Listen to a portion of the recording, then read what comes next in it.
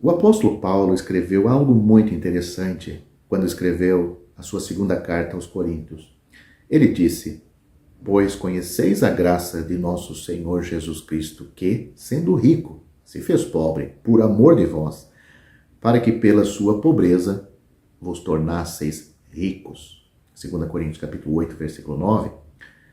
Às vezes ouvimos que a graça de Deus é diferente da graça de Cristo, embora tenhamos bem presente que são um só Deus, Deus Pai e Deus Filho, e não podemos esquecer que é a manifestação de um plano preparado antes da constituição do mundo e planejado pelo Deus triuno. Assim, pois, a graça de Deus é a graça de Cristo e a do Espírito Santo ao guiar nossos corações ao Filho. Creio que, diante da declaração apostólica, nos encontramos novamente num oceano insondável, de enorme profundidade e que jamais chegaremos a trazer à luz os benefícios da graça do Senhor em sua plenitude. O amor foi que levou Cristo a abençoar-nos com sua graça e de que maneira? Ele, que era rico, em grau superlativo, de tal modo que nem podemos imaginar, se fez pobre, despojando-se de tudo e tendo que chegar a dizer: as raposas têm os seus covis e as aves do céu ninhos, mas o Filho do Homem não tem onde reclinar a cabeça. Ao lermos Isaías 53, em cada um dos seus versículos encontramos a graça do Messias despojando-se de tudo em favor do pecador e se responsabilizando, carregando com a maldade de todos nós. No Salmo 22, manifesta-se a graça ao satisfazer as demandas da justiça, morrendo em nosso lugar. É um salmo messiânico. Ele sofre, fala do Senhor Jesus, profeticamente, ele sofre o desamparo de seu Deus para amparar a nós, e em completa concordância com Isaías capítulo 53, onde diz: levou sobre si o pecado de muitos e pelos transgressores intercedeu. Esse está no versículo 12 deste capítulo. Desde o princípio das ordenanças divinas em relação ao sacrifício de animais, temos uma manifestação profética da graça de Deus em Cristo, a qual, depois de muitos séculos, continua tendo o seu exato cumprimento no sacrifício do Calvário. Podemos notar que em cada passo de sua paixão manifesta-se sua graça superabundante, porque, como diz Romanos 5, capítulo 5, versículo 20, onde abundou o pecado, superabundou a graça. Com toda razão, podemos dizer que somos os mais ricos dos mortais. O Senhor tem posto ao nosso alcance tesouros que são unicamente para aqueles que são seus, os salvos pela sua graça, que aceitaram ele pela fé. Não podemos entrar no gozo das riquezas de sua graça se não formos dele. Pensemos em algumas delas. O Senhor disse, em certa oportunidade, que aproveita o homem ganhar o mundo inteiro e vier a perder-se ou causar dano a si mesmo. Lucas capítulo 9, versículo 25. Somos salvos por sua graça e esta salvação que nos faz entrar na possessão da vida eterna coloca à nossa disposição o que vale mais do que o mundo inteiro. Pena que nós reparamos nesta verdade após crermos no Senhor. É por esta razão que há tantos enganados por Satanás que desprezam o banquete que oferece o Evangelho em troca das miseráveis alfarrobas mundanas. O diabo ele cega os entendimentos dos incrédulos para que não resplandeça a luz do Evangelho da glória de Cristo. Ele não quer que os homens conheçam que Cristo é glorioso. Não é só aquele crucificado na cruz de vergonha. Somos mais do que ricos, do que aqueles que chegam a possuir tudo na esfera terrena, mas que está sem Cristo. O homem precisa, imperiosa e imprescindivelmente ser redimido pelo sangue do Senhor. E quando ele o é pela riqueza da sua graça. Efésios capítulo 1, versículo 7. Como consequência, ao dar-nos o Senhor o dom da vida eterna, nos dá também aquilo que nos faz herdeiros juntamente com Cristo, das glórias que são próprias do Rei dos Reis e Senhor dos Senhores, perante quem todo joelho se dobrará e toda língua confessará, cumprindo-se a palavra de 1 Coríntios capítulo 3, versículo 21 e 23, onde diz: ninguém se glorie nos homens, porque tudo é vosso. Seja Paulo, seja Apolo, seja Cefas, seja o mundo, seja a vida, seja a morte, seja as coisas presentes, sejam as futuras, tudo é vosso. E vós de Cristo, e Cristo de Deus.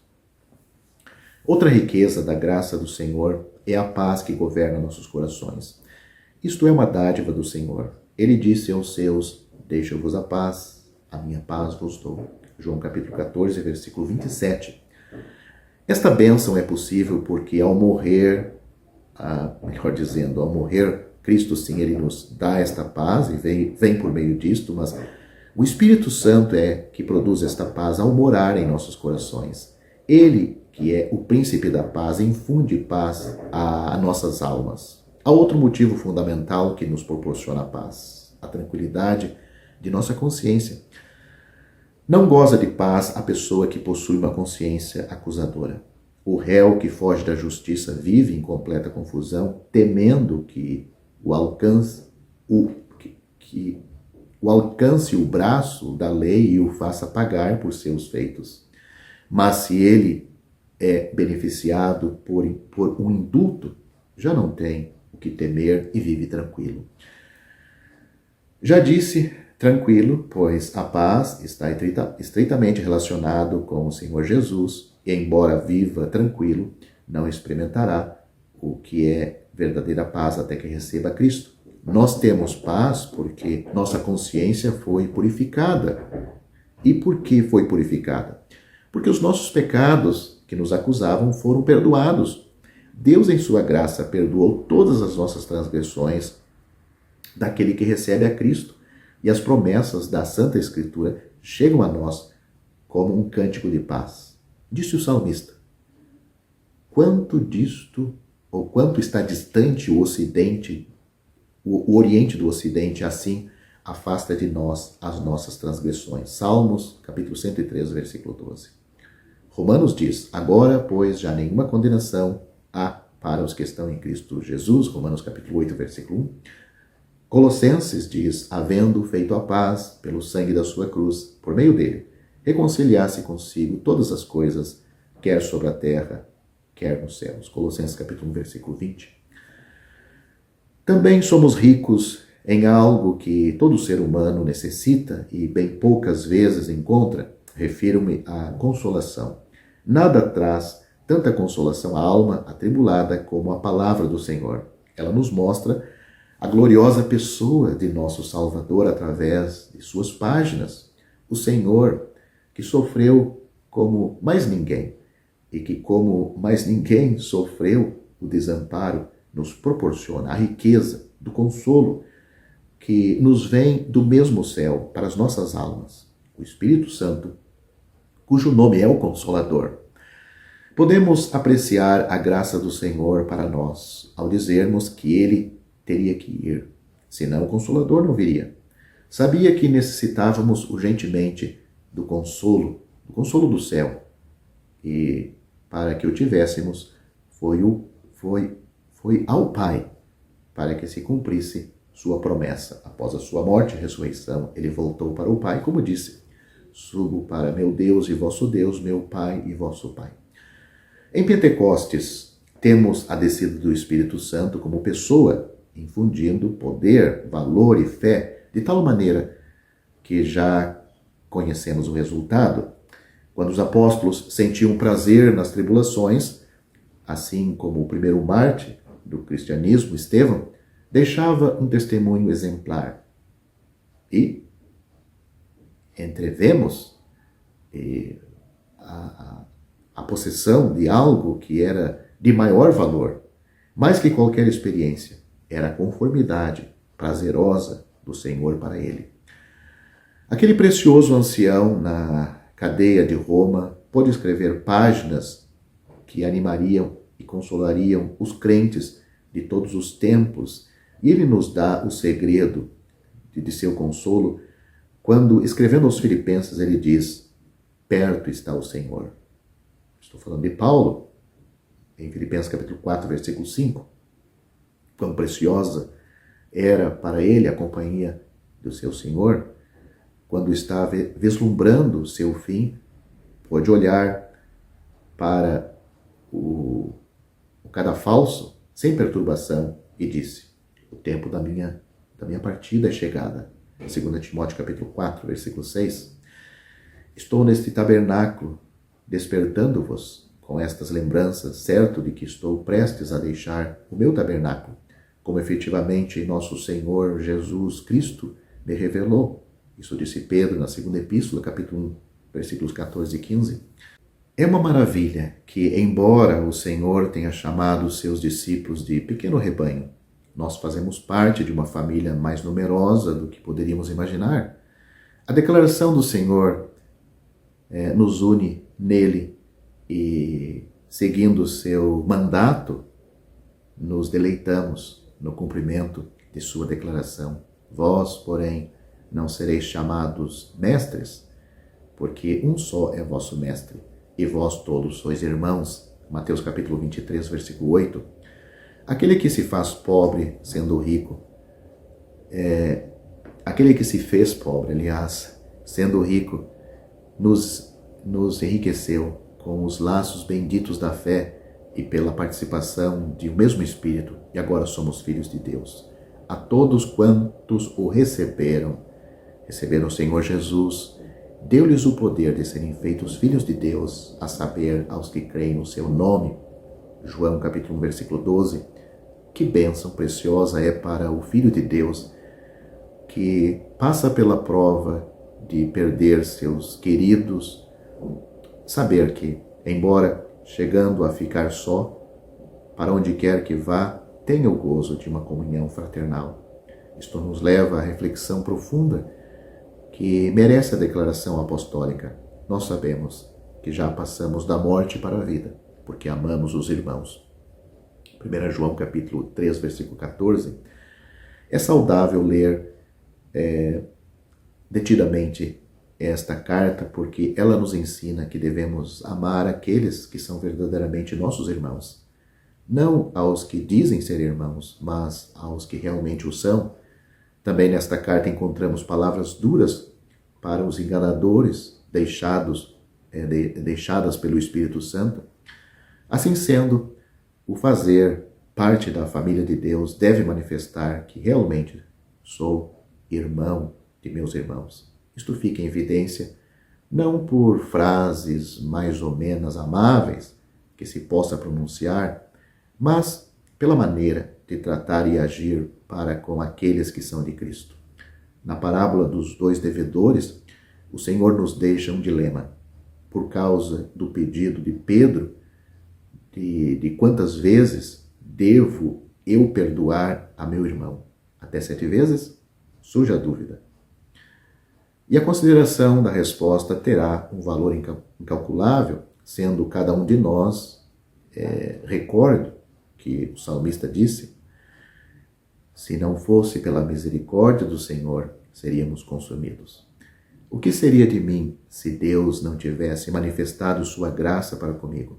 Como eu teria pago a minha dívida perante a justiça divina?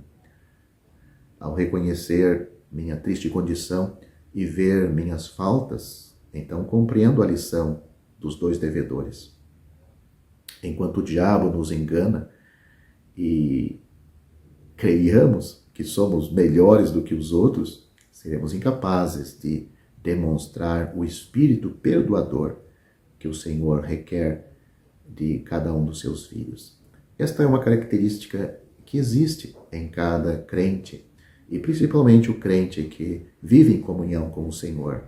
Porque quanto mais perto desta luz que é o Senhor, mais vamos ver nossas falhas, vamos ver da onde Ele nos tirou e a que Ele nos tem elevado. Quanto a isto que acabei de dizer, haveria muita coisa a dizer, porque uma coisa é tratar com o irmão que reconhece sua falta e outra, bem diferente, é quando o irmão que tem ofendido acha que é sem defeito. A palavra do Senhor é para todos, e se todos ocupamos o lugar mais humilde que entendamos como nosso, então ninguém deve tanto ao Senhor. E se manifestará que verdadeiramente somos irmãos de Cristo. Que o Senhor nos conceda a graça necessária para fazer isto. Paulo, escrevendo aos Filipenses, Filipenses capítulo 2, ele disse para os crentes que haja em vós o mesmo sentimento que houve em Cristo Jesus, que sendo em forma de Deus, não teve por usurpação ser igual a Deus, mas aniquilou-se a si mesmo, tomando a forma de homem. E ele, estando nesta forma de homem, humilhou-se a si mesmo, tomando a forma de servo. E nesta forma de servo, foi aí que ele glorificou a Deus. Ele deu a sua vida na cruz, pois esta era a vontade de Deus para ele. Qual é a vontade de Deus para mim e qual a vontade de Deus para você? Isto nós vamos descobrir em comunhão com Deus. Mas um dos primeiros passos é termos este espírito humilde, de sentimento que nada somos, que o Senhor fez tanto por nós, que as nossas misérias eram tão grandes e que o Senhor Jesus, sendo tão rico, por amor de nós se fez pobre, para que por meio da sua pobreza ele nos enriquecesse. Riqueza incalculável, como também nós não podemos calcular até que ponto ele se empobreceu para nos tirar daquele lugar. Ele teve que descer aonde nós estávamos. Ele pode alcançar qualquer pecador e salvar qualquer pecador, porque ele desceu no nível mais baixo.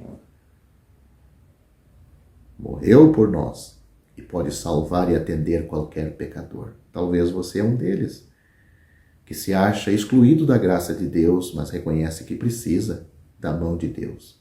Pois aí temos aquele que era rico e se fez pobre ao ponto de poder alcançar qualquer pecador no seu estado mais miserável. E só ir lá para fazer uma reforma na sua vida? Não, o versículo diz: ele era rico, se fez pobre, para que por meio da sua pobreza nós fôssemos enriquecidos. Enriquecidos com riquezas dele, como já mencionei neste vídeo.